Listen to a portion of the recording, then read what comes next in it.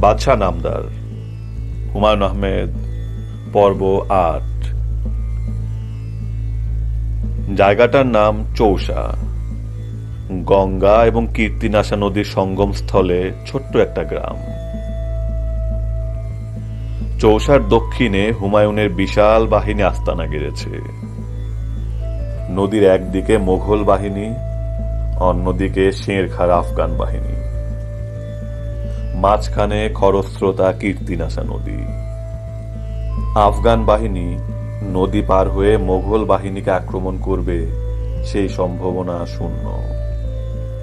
নদীতে নরবরে কাঠের পুল আছে, সেই পুলে বিশাল বাহিনী পার হতে পারবে না।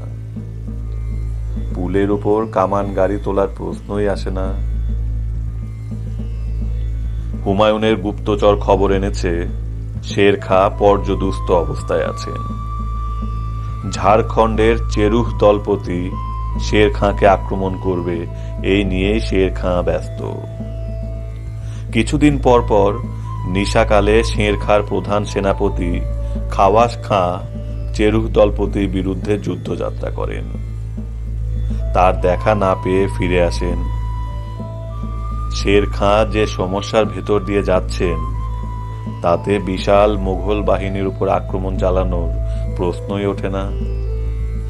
শের খাঁ চাইবেন যে কোনো মূল্যে মোঘলদের সঙ্গে সন্ধি। মোঘল সম্রাট নিশ্চিন্ত মনে সময় কাটাচ্ছেন।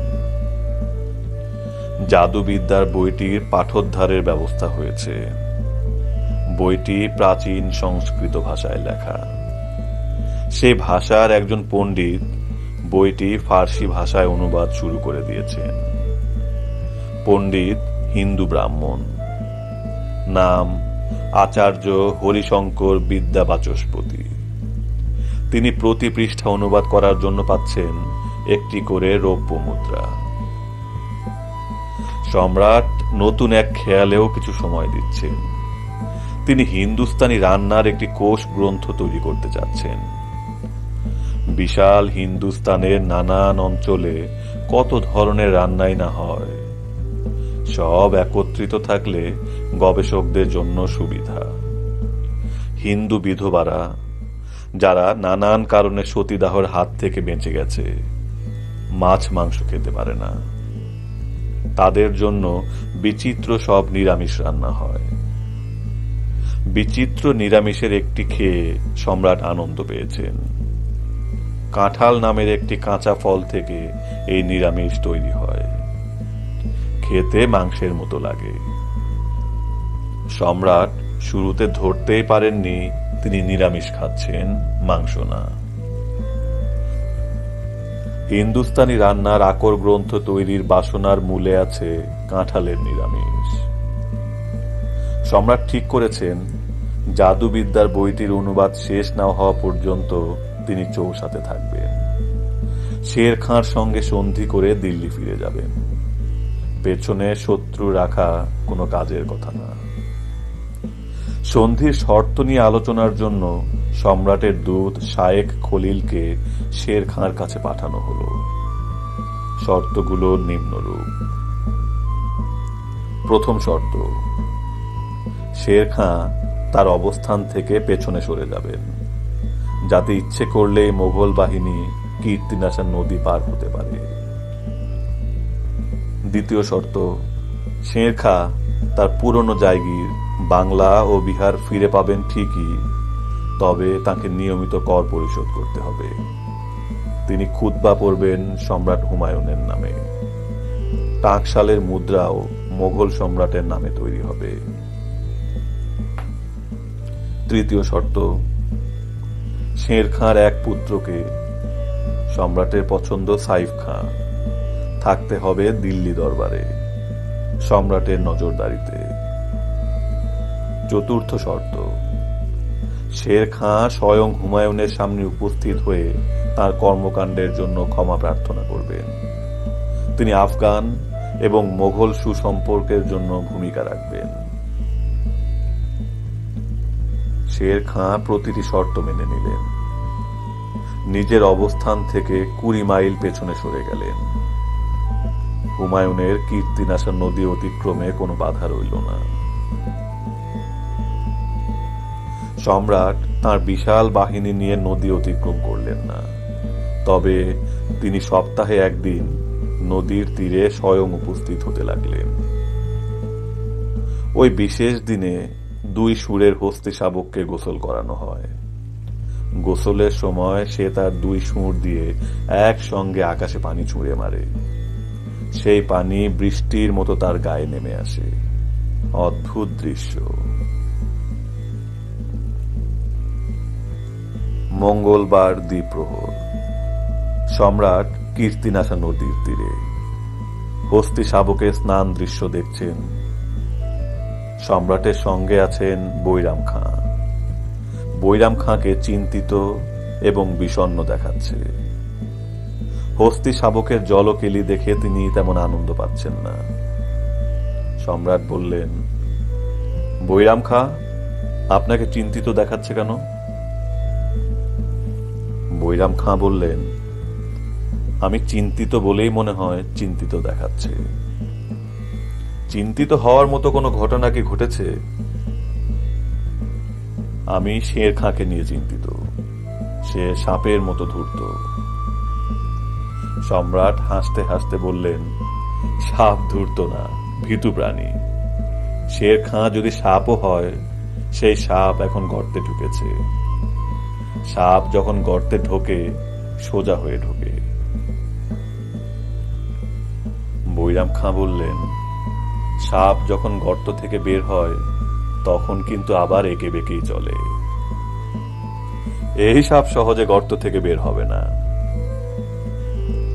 বৈরাম খাঁ ক্লান্ত গলায় বললেন, শের খাঁ ছাড়াও চিন্তিত হওয়ার মতো ঘটনা ঘটেছে।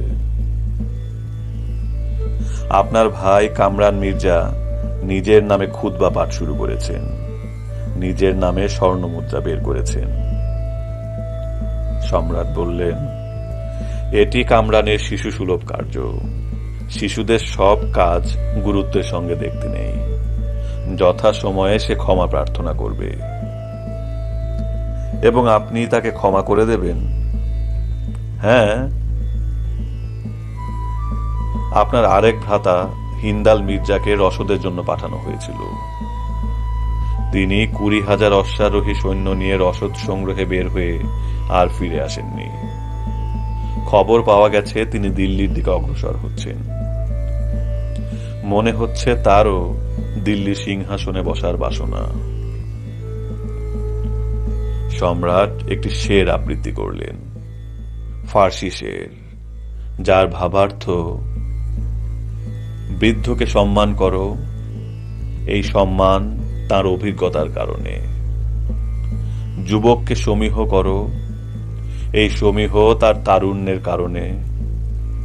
শিশুকে ভালোবাসো, এই ভালোবাসা তার শিশু সুলভ কর্মকাণ্ডের জন্যে। বৈরাম খাঁ বিরস গলায় বললেন, প্রতিটি শের কবির ব্যক্তিগত ধ্যান ধারণার ফসল। ব্যক্তিগত কোনো কিছুই সার্বজনীন হতে পারে না। যাই হোক, আমি হস্তি শাবকের স্নান দেখার জন্য আসিনি। আমি শের খাঁর কাছ থেকে একটি পত্র পেয়েছি। পত্রটি আপনাকে পড়ে শোনানোর জন্য এসেছি। সম্রাটের অনুমতি পেলে পত্রটি পড়তে চাই। পড়ুন। বৈরাম খাঁ পত্রটি পড়লেন।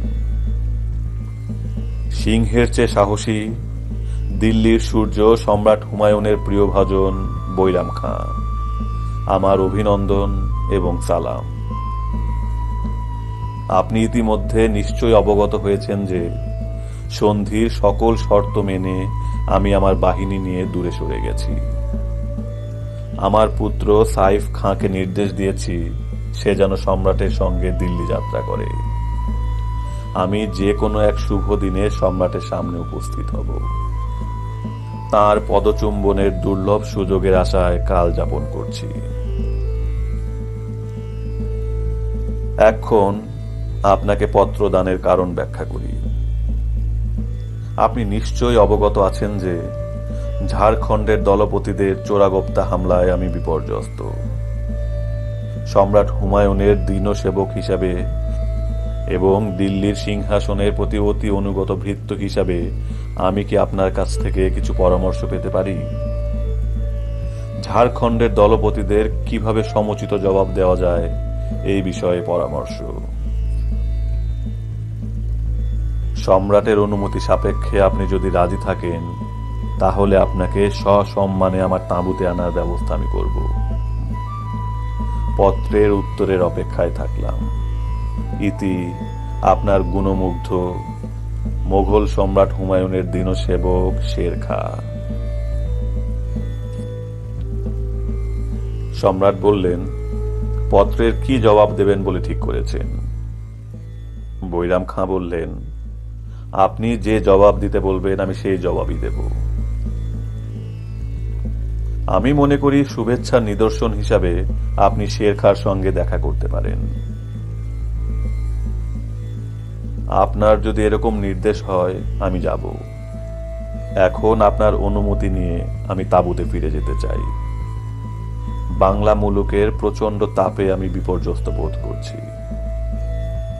সম্রাট বললেন, আপনি নিজের তাঁবুতে ফিরে যান, বিশ্রাম করুন।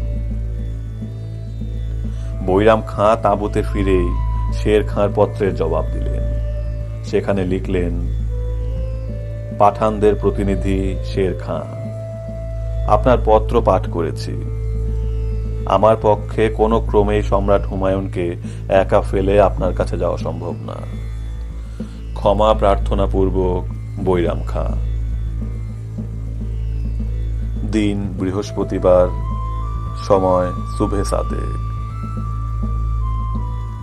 শের খাঁ তার দুই পুত্র এবং প্রধান সেনাপতি খাওয়াস খাঁকে নিয়ে গোপন বৈঠকে বসেছেন। শের খাঁ বললেন, আজ মধ্যরাতে আমরা মোগল বাহিনীর উপর ঝাঁপিয়ে পড়ব। কারো কিছু বলার আছে? কেউ জবাব দিল না। খাওয়াস খাঁ বললেন, আজকের রাতটা কি কোনো বিশেষ কারণে ঠিক করা হয়েছে? শের খাঁ বললেন, হ্যাঁ, আমরা মুসলমানরা দিন গণনা করি চন্দ্র দেখে। সেই হিসেবে বৃহস্পতিবার সন্ধ্যা থেকে শুক্রবারের শুরু। শুক্রবারে মুসলমানরা যুদ্ধযাত্রা করে না। মোগল বাহিনী নিশ্চিন্ত মনে ঘুমাবে। আমরা মুসলমান হয়েও ঝাঁপিয়ে পড়ব। খাওয়াস খাঁ বললেন, দিন নির্ধারণ ঠিক আছে। শের খাঁ বললেন, মোগল বাহিনী সম্পূর্ণভাবে পরাস্ত হবে এই বিষয়ে আমি 100% নিঃসন্দেহ। আমি ঝাড়খণ্ডের দলপতির নামে একটা মিথ্যা গল্প তৈরি করেছি। বারবার তার বিরুদ্ধে যুদ্ধযাত্রা করেছি। মোগলরা তা বিশ্বাস করেছে। আমাদের দুটা লাভ হয়েছে। এক, মোগলদের বিশ্বাস অর্জন। দুই, দ্রুত যুদ্ধযাত্রা করার অনুশীলন। শের খাঁর পুত্র সাইফ খাঁ বললেন, বারবার ঝাড়খণ্ডের দলপতির বিরুদ্ধে যুদ্ধযাত্রা যে একটি অনুশীলনের অংশ তা আমি আগে বুঝতে পারিনি। শের খাঁ বললেন, এখন আমি কঠিন কিছু নির্দেশ দেব। এইসব নির্দেশ অক্ষরে অক্ষরে পালন করতে হবে। প্রথম নির্দেশ, সম্রাট হুমায়ুনকে কোনো অবস্থাতে হত্যা বা গ্রেফতার করা যাবে না। তাকে পালিয়ে যাওয়ার সুযোগ দিতে হবে। শের খাঁর পুত্র জালাল খাঁ বললেন, আপনার এই নির্দেশের পেছনে কারণ কি? শের খাঁ বললেন, একটি কারণ, মানুষ হিসাবে আমি সম্রাটকে অত্যন্ত পছন্দ করি। আমি আমার দিক থেকে তার কোনো অমঙ্গল হতে দেব না। দ্বিতীয় নির্দেশ, সম্রাটের পরিবারের সমস্ত নারী ও শিশু এবং তার হেরেমের নারীদের কোনো রকম অসম্মান বা ক্ষতি করা যাবে না। তৃতীয় নির্দেশ, যে কোনো মূল্যে বৈরাম খাঁকে হত্যা করতে হবে। বৈরাম খাঁ সিংহের মতো সাহসী, আবার শ্রীগালের চেয়েও ধূর্ত। বৈরাম খাঁ বিহীন হুমায়ুন কোনো শক্তি না। শের খাঁ বললেন, এখন খাওয়াস খাঁর দায়িত্ব হলো বিশাল সেনাবাহিনী নিয়ে ঝাড়খণ্ডের চেরুহু দলপতির বিরুদ্ধে মিথ্যা যুদ্ধযাত্রা করা। সম্রাট হুমায়ুন যেন খবর পান আপনি দলপতিকে শায়েস্তা করতে যাচ্ছেন, আমি সেই ব্যবস্থা করব। আপনি সন্ধ্যা নামার পর ফিরে আসবেন। খাওয়াস খাঁ বললেন, আমি কি এখনই যাত্রা করব? শের খাঁ বললেন, এই মুহূর্তে। ভোরবেলা নাস্তা খেতে খেতে হুমায়ুন শুনলেন শের খাঁর বিশাল বাহিনী খাওয়াস খাঁর নেতৃত্বে চেরুহু দলপতির বিরুদ্ধে যুদ্ধযাত্রা করেছে। হুমায়ুন দুঃখিত গলায় বললেন, শের খাঁ বেচারা ভালো ঝামেলায় আছে। সারাটা দিন সম্রাটের আনন্দে কাটল। তিনি তার কন্যা আকিকা বেগমের সঙ্গে পাশা খেললেন। আকিকা বেগম পাশা খেলায় পিতাকে হারিয়ে দিলেন। সম্রাট কন্যার কাছে হেরে প্রভূত আনন্দ পেলেন।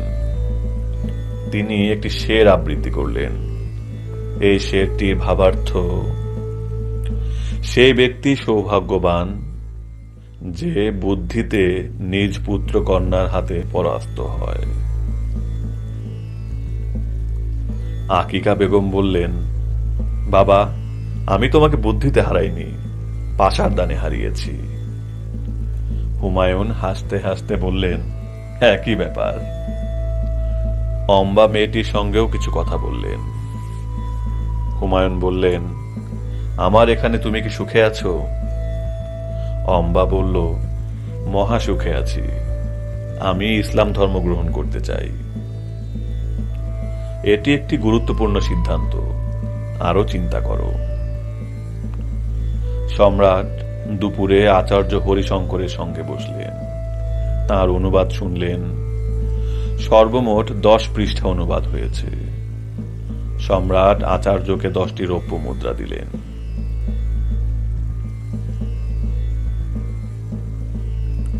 মাগরেবের নামাজের পর কোন রকম খবর না দিয়ে সম্রাট উপস্থিত হলেন জেনানা তাঁবুতে।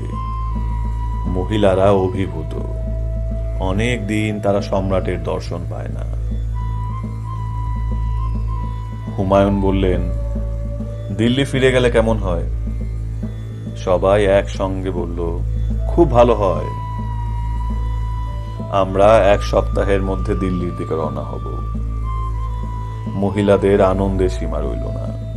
তাঁদের আগ্রহে সম্রাট রাতের খাবার জেনানা তাঁবুতে গ্রহণ করার সিদ্ধান্ত নিলেন। রাতের খাওয়ার শেষে গান বাজনার আয়োজন করা হলো। আনন্দেরও এক ধরনের ক্লান্তি আছে। সম্রাট সেই ক্লান্তি নিয়ে রাতে ঘুমোতে গেলেন। শের খাঁর বাহিনী কীর্তিনাশা নদীর উপরের কাঠের পুল দিয়ে পার হলো। শের খাঁ বিস্মিত হলেন। এমন গুরুত্বপূর্ণ একটি পুল, সেখানে কোনো পাহারা নেই। শের খাঁর হস্তি বাহিনী কীর্তিনাশা সাঁতরে পার হলো। মোগল বাহিনীর পেছনে শের খাঁর সৈন্যদল। মোগলরা আছে কীর্তিনাশা এবং গঙ্গার সঙ্গমস্থলে। পাঠানদের আক্রমণ শুরু হলে মোগলদের যেতে হবে নদীর দিকে। শের খাঁর নির্দেশে কীর্তিনাশার কাঠের পুল ভেঙে দেওয়া হলো। শের খাঁর বাহিনী ঘুমন্ত মোগল সেনাদের উপর ঝাঁপিয়ে পড়ল। মোগল অশ্বারোহীরা তাদের অশ্বের পিঠে জিন পরানোর সময়ও পেল না। সম্রাটের ঘুম ভাঙল পালাও পালাও চিৎকারে। সম্রাট বিস্মিত হয়ে বললেন, কি হয়েছে? জওহর আফতাবচি ভীত গলায় বলল, আমরা শের খাঁ কর্তৃক আক্রান্ত হয়েছি এবং পরাজিত হয়েছি। মোগল সৈন্যদের প্রায় সকলেই হত। সম্রাট বললেন, আমি কি দুঃস্বপ্ন দেখছি? জওহর আফতাবচি বলল, না সম্রাট, আপনাকে এক্ষুনি পালাতে হবে। আহত মোগল সেনাদের আর্তচিৎকার শোনা যাচ্ছে। মহিলা এবং শিশুদের কান্না শোনা যাচ্ছে। হুমায়ুন ভেবে পেলেন না তাঁর তাঁবু কেন আক্রান্ত হয়নি। শের খাঁর উচিত ছিল সবার আগে সম্রাটকে হত্যা করা। এখানে কি শের খাঁর কোনো হিসাব আছে? সম্রাট ঘোড়ায় চড়ে কীর্তিনাশা নদীর পাড়ে গেলেন।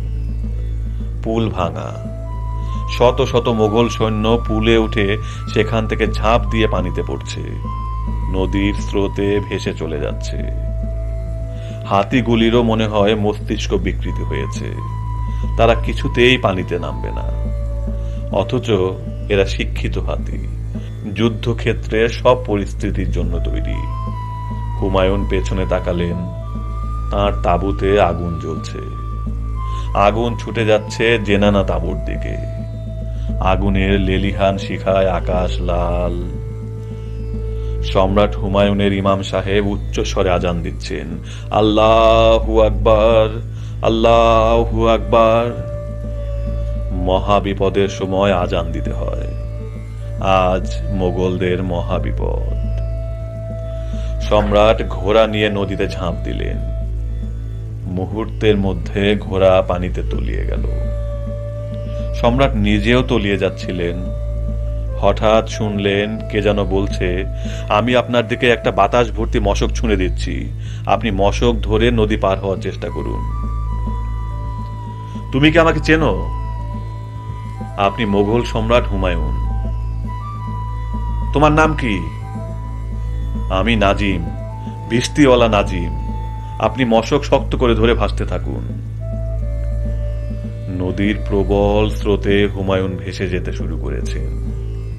তিনি দূর থেকে বললেন, আমি যদি বেঁচে যাই, যদি দিল্লির সিংহাসনে বসতে পারি, তাহলে তোমার সৎকর্মে প্রতিদান আমি দেব। একদিনের জন্য হলেও তুমি দিল্লির সিংহাসনে বসবে।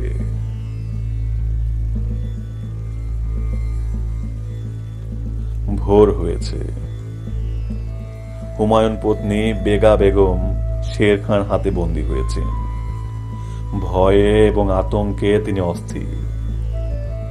পরাজিত সম্রাটের স্ত্রীর জন্য কি অসম্মান অপেক্ষা করছে তা তিনি জানেন। রাজপুত রমণীরা এমন অবস্থায় আগুনে ঝাঁপিয়ে পড়ে জহর ব্রত পালন করে। মুসলমানদের জন্য আত্মহত্যা নিষিদ্ধ বলে এমন প্রক্রিয়ার ভেতর দিয়ে যাওয়া যাচ্ছে না। বেগা বেগমকে শের খাঁর সামনে উপস্থিত করা হলো। শের খাঁ বললেন, আপনি কাঁদছেন কেন? বেগা বেগম বললেন, অসম্মানের ভয়ে কাঁদছি। মা শুনুন, আপনি যা ইচ্ছা করবেন তাই করা হবে। আমি আপনাকে মা ডেকেছি। পুত্রের হাতে মার কোনো অসম্মান হবে না, এটা আপনি জানেন। আপনি কি চান বলুন? আমি দিল্লি যেতে চাই। আপনাকে এবং আপনার সঙ্গে যেসব মহিলা এবং শিশু আছে তাদের সবাইকে আমি এক্ষুনি দিল্লি পাঠাবার ব্যবস্থা করছি। সম্রাট হুমায়ুনের নয়নমণি আকিকা বেগম এবং তার এক বান্ধবী অম্বাকে পাওয়া যাচ্ছে না। আমি তাদের সন্ধানে লোক পাঠাচ্ছি। মা, আপনার আর কি কিছু লাগবে? বেগা বেগম বললেন, অজুর পানি লাগবে, জায়নামাজ লাগবে। আমি 2 রাকাত নফল নামাজ পড়ব।